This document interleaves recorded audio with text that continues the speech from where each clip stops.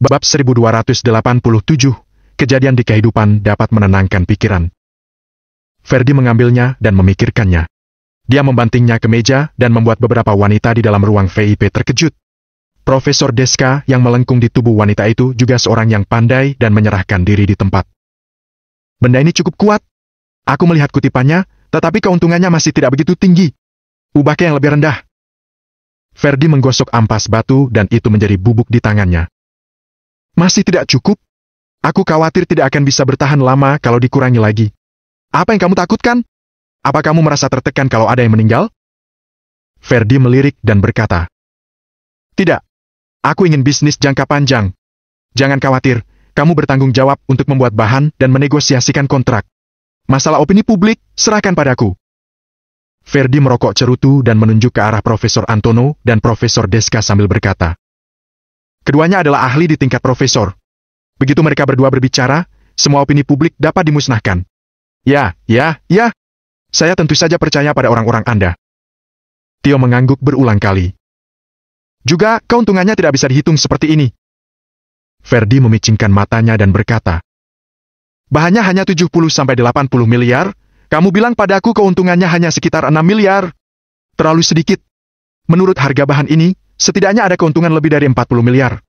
Aku akan memberimu sepertiga dan sisanya milikku." Tio tersenyum dengan kaku. "Tidak puas?" Ferdi bertanya dengan suara dingin. Tio buru-buru menjawab, Puas. Saya sudah puas kalau diberikan sepertiga oleh Anda." Baru setelah itu Ferdi mengangguk puas dan berkata kepada Profesor Antono dan Profesor Deska, "Harus kerja kalau mau dapat uang. Kerja lembur malam ini dan siapkan beberapa bahan dan dokumen. Selama sesuatu terjadi, aku akan mengirimkannya secepat mungkin. Aku akan menggunakan beberapa sumber daya. Masalah ini pasti bisa diselesaikan." "Lembur? Ini bukan pertama kalinya kita melakukan hal seperti ini. Aku sudah terampil."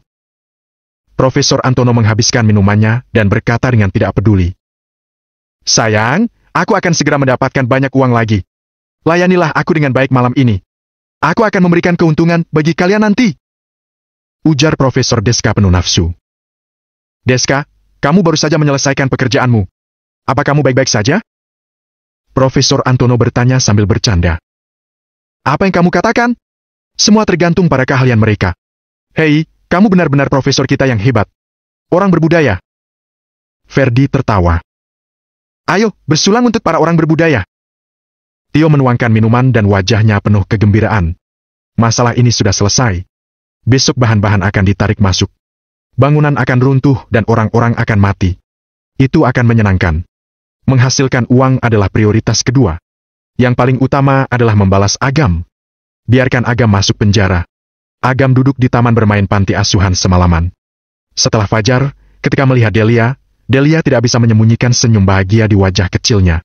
Delia memberitahu Agam bahwa tadi malam adalah malam paling damai setelah ditinggalkan ibunya dan dia tidak mengalami mimpi buruk seolah-olah ayahnya ada di sekitarnya. Tidak ada yang perlu dilakukan hari ini. Agam membawa Delia ke kampus untuk bermain. Delia penuh rasa ingin tahu dan tertarik pada segala sesuatu di luar. Tangan kecil itu dengan cerdik menarik Agam dan menatap para mahasiswa di kampus. Dia mengedipkan mata besarnya tiba-tiba. Dia selalu berhati-hati, tetapi dia tidak bisa menyembunyikan rasa sukanya. Tidak peduli laki-laki atau perempuan, perhatian para mahasiswa di kampus tertarik saat melihat Delia yang sangat imut. Beberapa gadis tidak bisa menahan dan datang untuk menyambut Delia. "Delia, ini semua adalah kakak." Agam berjongkok dan tersenyum pada Delia. "Halo, kakak-kakak."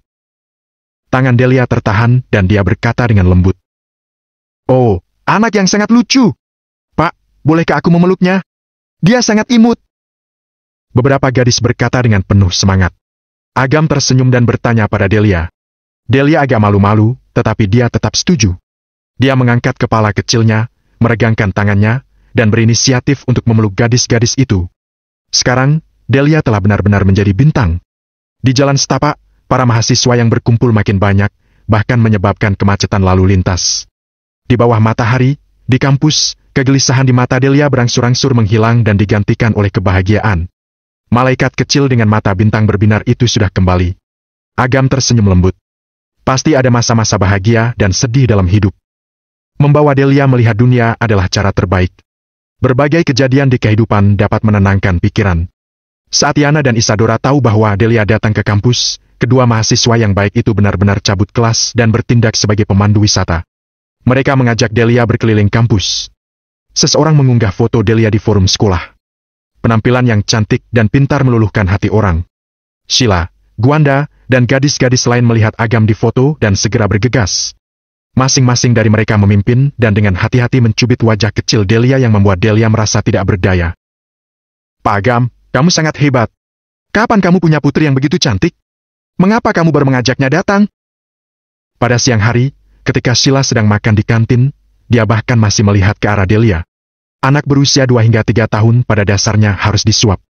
Namun, Delia yang memang masih kecil duduk di bangku dan makan perlahan dengan sendok di tangannya yang lembut dan putih. Dia sangat disukai banyak orang. Agam hampir menyemburkan makanan dan menjawab dengan kesusahan. Dari mana kamu mengira bahwa Delia adalah putriku? Bukan putrimu.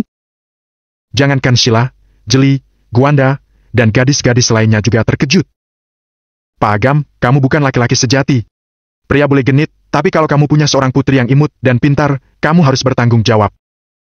Kata Zain dengan sungguh-sungguh. Boleh genit? Amigo bodoh, apa kamu juga berpikir begitu? Sheila melirik Amigo yang berbaring di meja makan dan mengedipkan mata pada Amigo. Dia mendungak dan berkata sambil tersenyum masam. Sialan! Aku tidak mengatakan apa-apa, tapi Pak Agam, kamu sudah keterlaluan. Delia sangat mirip denganmu, tapi kamu bilang dia bukan putrimu, siapa yang akan percaya? Agam terkejut dan menatap Delia. Delia itu juga mengangkat kepalanya dan menatapnya. Keduanya saling menatap satu sama lain.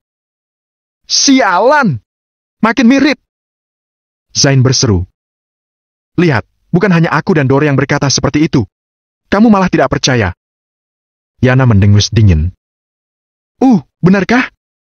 Agam memegang hidungnya. Bahkan dia sedikit tidak yakin pada dirinya sendiri. Tidak terlalu mirip karena kamu tidak begitu ganteng. Sheila tertawa dan meletakkan sendoknya untuk melihat dengan saksama. Tapi agak mirip. Bagaimana cara menjelaskannya? Susah untuk dijelaskan. Irfan memegang kacamatanya dan berkata, daripada menebak, lebih baik melakukan tes DNA. Kampus kami punya peralatan. Hanya dibutuhkan rambut tipis dan hasilnya akan keluar dalam setengah hari. Masih banyak hal yang tidak kamu ketahui. Bab 1288, Transformasi Bunga Cahaya Agung. Sialan, slogan terakhirmu luar biasa. Kenapa kita tidak memulai bisnis dan melakukan tes DNA ini? Dalam masyarakat, bisnis ini pasti berkembang pesat. Pak Agam, apa kamu ingin mencobanya? Pelanggan pertama akan mendapatkan diskon setengah harga. Kata Zain bersemangat.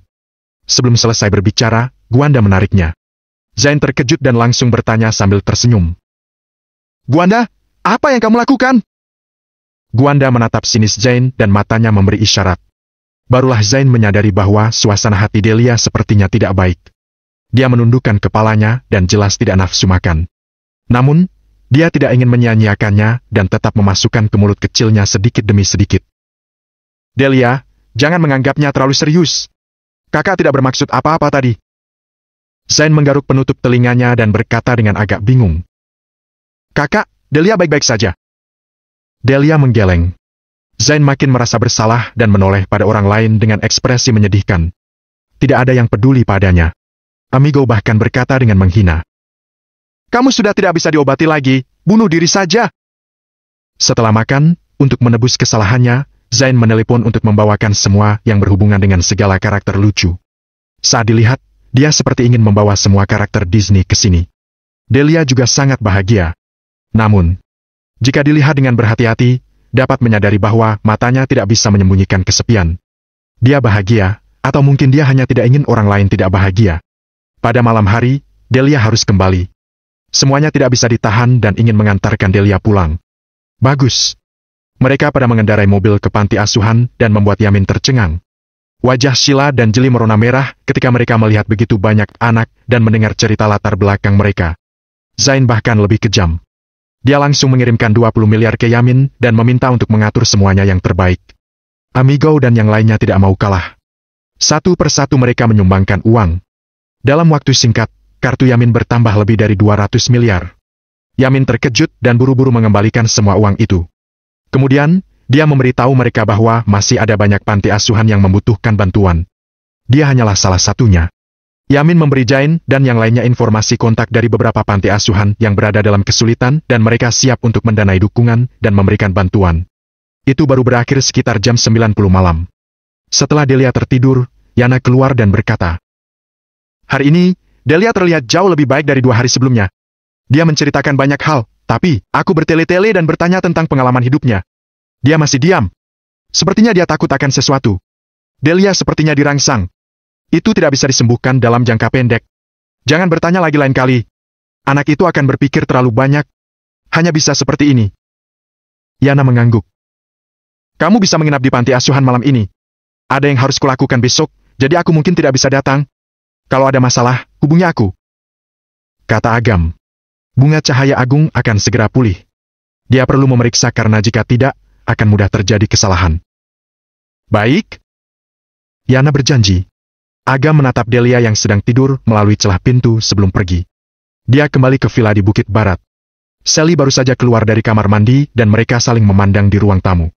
Dia tidak bisa menahan diri untuk tidak tersipu dan berpura-pura baik-baik saja. Dia terus menyeka rambutnya yang basah dan berkata, "Kamu kembali tepat waktu. Sepertinya ada perubahan di Bunga Cahaya Agung. Menurutmu apa penyebabnya?" Agam pergi ke halaman belakang. Setelah beberapa puluh menit, Sally yang telah mengganti pakaiannya datang dan menatap Agam. Dia bertanya, "Kenapa kamu tidak membuka penghalangnya? Kamu yang mengatur penghalang itu. Bagaimana aku bisa membukanya?" Tanya Agam dengan bercanda. "Berhenti berpura-pura." Sally melirik Agam. Dia tahu bahwa kekuatan Agam jauh melampaui imajinasinya. Dia sudah menerima kabar bahwa insiden keluarga Haryanti terakhir kali disebabkan oleh seorang pemuda. Seorang pemuda berusia pertengahan 20-an. Dia mengenakan pakaian hitam dan rambut pendek. Melihat Agam di depannya lagi, hanya kurang melaporkan nomor KTP saja. Meskipun Sally tidak mendapatkan jawaban pastinya, pada dasarnya dia menebaknya dengan benar. Dengan kekuatan Agam, secara paksa membuka penghalang yang dia bangun bukanlah masalah sama sekali. Namun, tindakan Agam membuatnya merasa sangat nyaman. Semua wanita seperti ini tidak mengatakan maksud sebenarnya, tetapi juga ingin perhatian khusus pada komitmen dan ritual. Dia tidak terlalu memikirkannya lagi. Dia menjulurkan jari-jarinya yang ramping dan membuat mantra segel cepat yang memesona. Dia membuka bibir merahnya dan berkata, "Buka!" Pembatas terbuka dan menghadirkan keadaan bak surga.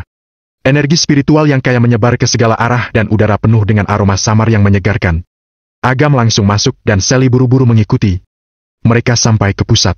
Di bawah kapur energi spiritual, Bunga Cahaya Agung terbentuk secara bertahap. Di antara kelopak transparan, ada benang merah muda samar seperti meridian yang menunjukkan napas kehidupan yang kuat. "Kelopaknya sedikit layu. Menurutmu bagaimana situasinya?" Tanya Sally gugup. Agam melihat dengan saksama. Kelopak transparan membawa sedikit abu-abu dengan postur layu. Namun, Agam dengan hati-hati membedakan, lalu tersenyum dan berkata, "Ini tidak layu, itu akan berubah." "Berubah?" Agam melihat Sally yang bingung dan dengan sabar menjelaskan. "Bunga Cahaya Agung telah kehilangan terlalu banyak dan telah mengguncang fondasinya. Dengan makan energi naga, ia akan terlahir kembali dan berubah menjadi Bunga Cahaya Agung yang baru. Benarkah?" Sally agak tidak percaya. "Perhatikan baik-baik, warna abu-abu ini bukan layu, tapi kulit tua." Sally melihat bahwa benar yang dikatakan Agam. Dia memandang Agam dan berkata, "Kamu membuatku takut setengah mati. Ketika aku melihat situasi ini di siang hari, aku tidak tahu harus berbuat apa. Aku ingin menghubungimu, tapi aku tidak dapat menemukanmu." Saat berbicara sampai sini, dia menyadari bahwa nadanya agak kesal dan segera terdiam. Melihat bahwa Agam tidak menyadarinya, dia merasa lega. Namun, Agam yang tidak peduli membuatnya merasa kurang nyaman. "Proses transformasi Bunga Cahaya Agung agak lama. Butuh usaha sekitar seminggu. Aku akan menggunakan kekuatanku untuk mengatalisasinya. Itu harus diselesaikan dalam waktu 1 hari. Kalau kamu tidak keberatan, aku akan tetap di sini sampai transformasinya selesai.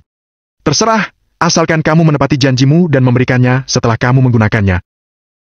Sally pura-pura tidak peduli. Agam tersenyum dan mengangguk. Dia mengangkat tangannya untuk melepaskan kekuatan pahala dan menyuntikkannya ke Bunga Cahaya Agung. Bunga Cahaya Agung agak mirip dengan kekuatan karma.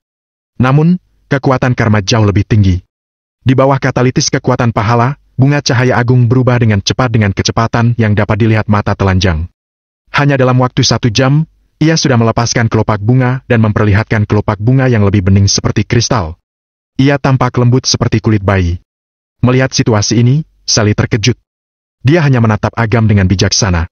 Sudah larut malam dan mereka terdiam cukup lama. Sally tiba-tiba bertanya, "Apa gadis kecil yang kamu bawa ke kampus hari ini adalah putrimu?" Dia sangat imut. Agam terkejut. Tanpa diduga, Sally tiba-tiba berbicara tentang ini. "Aku bosan dan melihat ponselku. Aku melihatnya di forum sekolah," kata Sally samar. "Bagus kalau dia adalah putriku." Agam tersenyum dan bertanya dengan bercanda, "Hatimu tidak stabil. Kamu sedang berlatih kultivasi. Apa kamu masih punya waktu untuk melihat ponsel? Apa kita akrab?" Sally menjawab. Agam tersenyum bodoh dan tidak mengatakan apa-apa lagi. Dia berkonsentrasi untuk mengatalisasi bunga cahaya agung. Sally berdiri untuk waktu yang lama dan merasa kaki mati rasa. Dia duduk di dekat jendela Prancis dan melihat kekuatan misterius dari benang emas samar yang didesak oleh Agam. Saat bergema dengan bunga cahaya agung, cahaya samar mengalir di sekitar tubuhnya yang memicu postur tubuhnya seperti makhluk ilahi yang datang ke dunia. Tanpa sadar, Sally memegang pipi Giok dan sesuatu secara bertahap muncul di dalam tatapannya. Bab 1289, bangunan itu akan runtuh. Hari berikutnya, gedung panti asuhan yang baru saja dibangun sudah memasuki hari kedua proses konstruksi.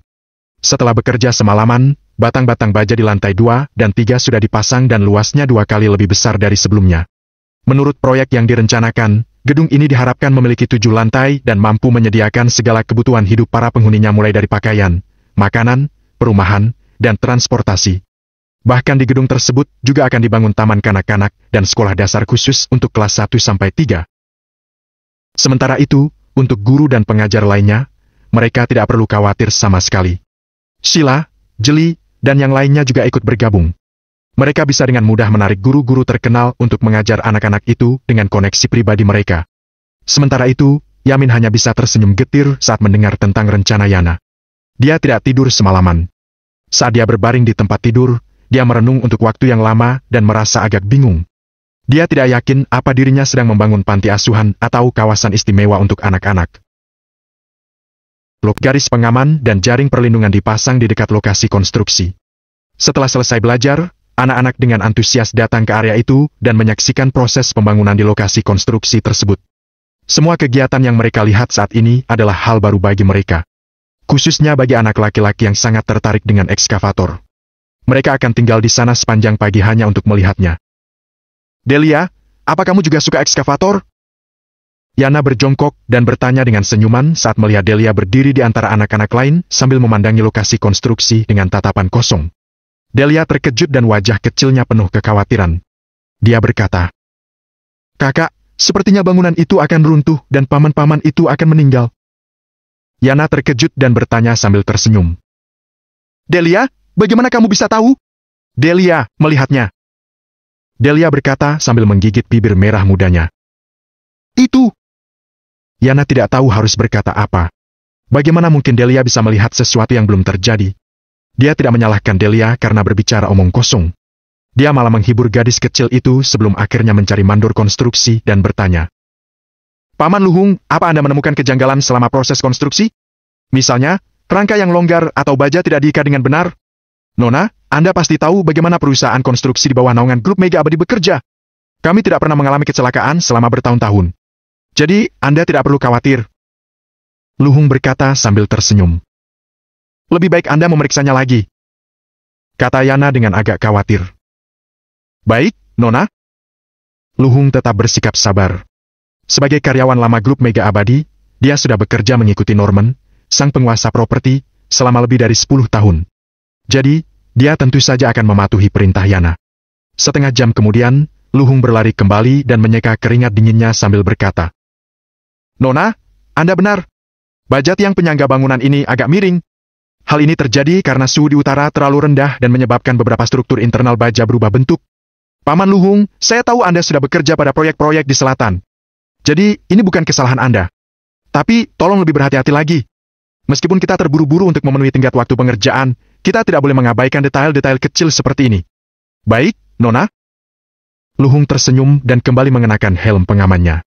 Setelah itu, dia bergabung dengan anak buahnya yang ada di lokasi konstruksi untuk mengarahkan proses pembangunan. Saat ini, Yana kembali ke sisi Delia dan berjongkok. Dia mengusap hidung gadis kecil itu dengan lembut dan berkata, "Delia hebat. Apa Delia sudah baik-baik saja sekarang?" Delia tidak mengatakan apa-apa. Dia melihat ke lokasi konstruksi dan mengepalkan tangan kecilnya. Tak lama kemudian, waktu makan siang tiba. Yamin ingin memperbaiki menu makanan untuk para pekerja. Jadi, dia memutuskan agar para pekerja dan anak-anak makan bersama. Tubuh para pekerja itu berlumuran lumpur dan debu. Jika mereka pergi ke tempat lain, mereka pasti akan ditolak. Sementara itu, anak-anak polos itu merasa sangat senang saat mengetahui bahwa paman-paman pekerja yang sedang membangun perpustakaan dan ruang kelas untuk mereka akan makan bersama dengan mereka. Beberapa dari mereka bahkan berinisiatif untuk mengobrol dengan para pekerja itu. Para pekerja juga merasa sangat senang. Mereka berbincang dengan riang bersama anak-anak tersebut. Saat ini, Delia membawa piring makannya sendiri. Dia mendekati Yana dan duduk di sebelahnya. Namun, Delia yang tidak pernah membuang makanan tiba-tiba tidak bisa menyelesaikan makanannya. Matanya yang hitam pekat melihat beberapa pekerja di meja sebelah. Para pekerja itu sadar bahwa Delia sedang menatap mereka. Jadi, mereka memandangnya dan tersenyum sambil berkata kepada Delia, "Nak, apa kamu mau makan sesuatu dari piring paman?" Delia merasa sangat ketakutan. Karena yang dia lihat adalah penampilan mengerikan dan penuh darah dari paman-paman itu. Namun, dia masih menahan diri. Dia menggerakkan tubuh kecilnya dan turun dari kursi. Kemudian, dia mendatangi para pekerja itu dan berkata, "Paman, apa paman kesakitan?" "Nak, kami bekerja untuk mencari uang. Bagaimana mungkin kami kesakitan?" Pekerja itu tersenyum dan mengelap sebuah apel sebelum akhirnya memberikannya kepada Delia. Delia mundur beberapa langkah dan mengepalkan kedua tangan kecilnya. Matanya melebar dan penuh dengan kebingungan. Dia kembali melihat paman-paman di depannya dan saat ini mereka semua terlihat normal. "Delia, ada apa?" Yana berjalan mendekat dan berjongkok di sampingnya. Dia berpikir bahwa Delia belum pulih dari kejadian yang mengguncangnya dan membuatnya menjadi sangat sensitif.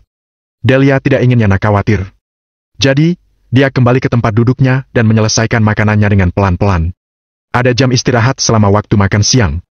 Di jam tersebut, anak-anak harus tidur siang. Bagaimanapun, inilah saatnya bagi tubuh mereka untuk tumbuh. Namun, Delia tidak melakukannya. Dia pergi ke tempat yang tidak jauh dari lokasi konstruksi dan melihat lokasi konstruksi yang sudah dibuka kembali. Dia melihat sebuah situasi yang menakutkan. Bangunan-bangunan yang sudah berdiri tiba-tiba roboh secara bersamaan. Paman-paman di lantai 2 dan 3 jatuh dan terkubur di bawah reruntuhan. Batang-batang baja meremukan tulang-tulang mereka dan tubuh mereka terkapar di tengah debu dan reruntuhan. Beberapa paman tidak sempat melarikan diri dan terjepit oleh batang-batang baja. Adegan-adegan yang Delia lihat terus berganti dengan adegan nyata. Gambar-gambar yang tumpang tindih makin sering muncul seiring berjalannya waktu. Di dalam hati kecil Delia terdengar seperti ada suara. Lebih tepatnya seperti sebuah hitungan mundur. Akhirnya, Delia yang berhati baik tidak bisa hanya berdiam diri saja. Jadi, dia berlari ke sana dengan tubuh mungilnya. Dia tanpa sengaja menginjak genangan air dan jatuh hingga melukai lutut dan pergelangan tangannya. Dia berusaha menahan rasa sakit itu dengan mata berkaca-kaca. Namun, dia segera bangkit dan terus berlari menuju lokasi konstruksi. Saat ini, Yana sedang mengobrol dengan Luhung. Tiba-tiba, Luhung berkata dengan heran, "Itu, kenapa gadis kecil itu berlari ke lokasi konstruksi?" Yana segera menoleh dan melihat Delia berlari masuk ke lokasi konstruksi. Seketika itu juga, wajahnya langsung memucat dan dia segera mengejarnya. "Nak, di sini berbahaya. Cepat pergi!" Beberapa pekerja yang melihat Delia berlari segera menghalanginya. Delia mengepalkan tangan kecilnya dengan erat dan sepertinya dia sudah menggunakan seluruh kekuatannya. "Paman-paman semua, tempat ini akan runtuh. Cepat pergi dari sini!" Lokasi konstruksi sangat berisik dan ada banyak kebisingan. Namun, suara Delia terdengar dengan jelas di telinga para pekerja itu. Bahkan pekerja pengelasan langsung meletakkan pekerjaan mereka dan menatap Delia dengan heran. Yana buru-buru berlari mendekat. Dia berjongkok untuk menggendong Delia dan mendapati bahwa tubuh anak itu sangat dingin dan gemetar dengan hebat. Tiba-tiba, suara retakan terdengar. Baja penyangga langsung roboh. Tak lama kemudian, lantai 2 dan 3 yang baru selesai dibangun langsung runtuh bersama dengan batang-batang baja yang berdiri. Suara gemuruh yang keras juga terdengar bersamaan dengan runtuhan tersebut. Wajah Yana berubah menjadi pucat pasi. Dia menggendong Delia dan segera berlari menyelamatkan diri. Pada saat ratusan ton batang-batang baja roboh dan menggetarkan tanah di sekitar, kaki Yana langsung lemas dan dia jatuh ke tanah dengan keras. Namun, Dia tetap memeluk Delia dengan erat dan menggunakan tubuhnya untuk melindungi gadis kecil itu. Debu beterbangan dan menyelimuti Yana. Setelah beberapa saat, debu itu mengendap. Lantai yang sedang dibangun sudah berubah menjadi reruntuhan. Saat ini, tubuh Yana tertutupi lapisan debu, tetapi dia tidak peduli sama sekali. Dia segera melihat Delia yang berada di pelukannya dan bertanya. "Delia, apa kamu baik-baik saja? Apa kamu terluka?" Untungnya, Yana adalah seniman bela diri kuno dan kecepatan reaksinya jauh lebih cepat daripada orang biasa. Dia berlari dengan cepat sambil membawa Delia. Jika tidak, Delia mungkin saja akan. "Ah! Kakiku! Tolong! Siapapun tolong selamatkan mereka!" Ketika debu berangsur-angsur menghilang, teriakan kesakitan dari para pekerja di lokasi konstruksi mulai terdengar. Wajah Luhung, Yamin dan yang lainnya menjadi pucat saat melihat situasi ini. Seketika itu juga, mereka segera memerintahkan beberapa tim untuk melakukan operasi penyelamatan kepada para pekerja. Bab 1290, jangan bawa paman-paman itu pergi. Angin bertiup menghamburkan debu dan asap gelap tiba-tiba naik sehingga sinar matahari terhalang. Kemudian, langit menjadi suram. Setelah setengah jam sibuk melakukan penyelamatan, sebagian reruntuhan akhirnya dibersihkan. Saat ini, 17 mayat sudah berhasil dibawa keluar. Ada 4 mayat yang benar-benar rusak parah dan terperangkap di bawah reruntuhan. Jadi, mustahil untuk memindahkan mereka keluar. Total ada 21 orang yang meninggal. Jenazah 21 pekerja itu ditempatkan di lokasi konstruksi dan beberapa saat kemudian suara ambulans terdengar samar-samar dari kejauhan. Yamin ambruk ke tanah. Wajahnya sangat pucat dan penuh ketakutan. Di sisi lain, Luhung tak kuasa menahan tangisnya dan duduk di samping mayat dengan tubuh yang gemetaran. Saat ini, dia menangis sambil berteriak. "Kalian sudah mengikutiku begitu lama, kenapa kalian harus pergi seperti ini? Istri dan anak-anak kalian masih menunggu kalian di rumah." Angin dingin berembus dengan kencang. Bau darah dan debu bercampur di udara. Ratapan orang-orang terdengar di mana-mana dan penderitaan mereka sangat mengiris hati. "Hahaha!" Di dalam hotel, Tio tertawa terbahak-bahak sambil memukul meja saat mendengarkan laporan dari mata-matanya. "Berapa orang yang meninggal?" Tio menyalakan sebatang rokok dan bertanya kepada orang di telepon. "Sekitar 20 orang lebih. Ada 6 atau 7 orang yang terluka parah. 2 atau 3 di antaranya sudah sekarat. Saya perkirakan setengah dari mereka akan segera meninggal." Suara di telepon menjawab sambil tertawa. "Hanya 20-an orang yang meninggal? Kalau ada 30-an orang pasti kecelakaan itu akan dianggap sebagai kecelakaan besar. Sayang sekali hanya 20-an. Padahal lebih bagus kalau 30-an orang yang meninggal." Tio menggelengkan kepala. Dia agak tidak puas dengan jumlah kematian dalam kecelakaan tersebut. Namun, jumlah saat ini sudah cukup. Ada begitu banyak orang meninggal. Terlebih lagi, kecelakaan itu terjadi di sebuah panti asuhan. Masalah ini akan menjadi masalah besar. Tio teringat pada Agam dan bersandar di kursinya. Kemudian, dia berkata dengan senyum sinis. "Dengan adanya kecelakaan besar seperti ini, kamu tetap harus mempertanggungjawabkan masalah ini seumur hidupmu, meskipun keluarga Suhardi melindungimu." Setelah menyesap anggurnya, dia mengeluarkan ponselnya dan menghubungi Ferdi. "Pak Ferdi, setengah dari bangunan panti asuhan yang baru dibangun sudah runtuh dan lebih dari 20 orang meninggal. Bangunan itu baru dibangun kemarin dan runtuh hari ini. Padahal kualitas material yang kita sediakan sudah cukup bagus." Ferdi menjawab dengan acuh tak acuh. "Tepat sekali, di mana lagi orang-orang bisa menemukan pengusaha yang bertanggung jawab seperti kita?" Tio berkata dengan narsistik. "Baiklah, pasukan internet sudah mengurus artikel-artikel tersebut. Aku akan segera merilisnya. Kamu bersihkan semua material di gudang dan gantikan semuanya dengan yang terbaik. Masalah itu sudah ditangani. Tidak akan ada jejak yang tertinggal. Saat waktunya tiba, kita akan menggunakan badai opini publik untuk menyalahkan perusahaan konstruksi. Dengan begitu, masalah ini akan teratasi. Apa gunanya? Waktu kita minum bersama, kamu bilang padaku tentang proyek panti asuhan. Aku pikir itu adalah ide bagus untuk menggunakan sisa produksi yang tidak diinginkan dan memberikan manfaat kepada anak-anak yang lebih membutuhkan. Bukankah itu lebih bermakna?" Ferdi tampak sangat narsistik, seolah-olah dia sudah melakukan sesuatu yang besar. Kemudian, dia melanjutkan. "Aku sudah melakukan perhitungan dan setidaknya ada keuntungan lebih dari 100 miliar dalam hal ini. Bantu aku untuk menyelesaikan masalah ini. Ketika saatnya tiba, aku akan membantumu menjadi direktur. Aku akan mengurus kesepakatannya dan kita akan membaginya 70/30. Bagaimana menurutmu?" "Oh, untuk tujuan kesejahteraan, saya tentu saja akan menyetujuinya. Saya akan bersulang untuk kesepakatan ini." Tio tertawa terbahak-bahak dan gelas anggur merah di tangannya terlihat seperti darah segar dan menyilaukan di bawah cahaya. Lokasi konstruksi panti asuhan. Ambulans sudah tiba. Saat melihat mayat-mayat yang tergeletak di tanah, wajah para petugas kesehatan langsung penuh kesedihan. Mereka memeriksa tanda-tanda vital mereka satu persatu dan menggelengkan kepala tanpa daya. Luhung menangis dengan diam-diam. Wajah Yamin pucat pasi dan penuh dengan rasa bersalah. Para pekerja yang tadi makan siang bersama sekarang hampir semuanya sudah menjadi mayat. Situasi ini sangat mengejutkan. Mata cantik Yana berkaca-kaca dan hatinya terasa sakit. Tiba-tiba, dia merasakan Delia yang ada di dalam pelukannya gemetaran. Seketika itu juga, dia mengulurkan tangannya untuk menutupi mata Delia. Dia tidak ingin Delia melihat situasi ini. "Jangan bawa pergi paman-paman itu! Jangan bawa mereka pergi!"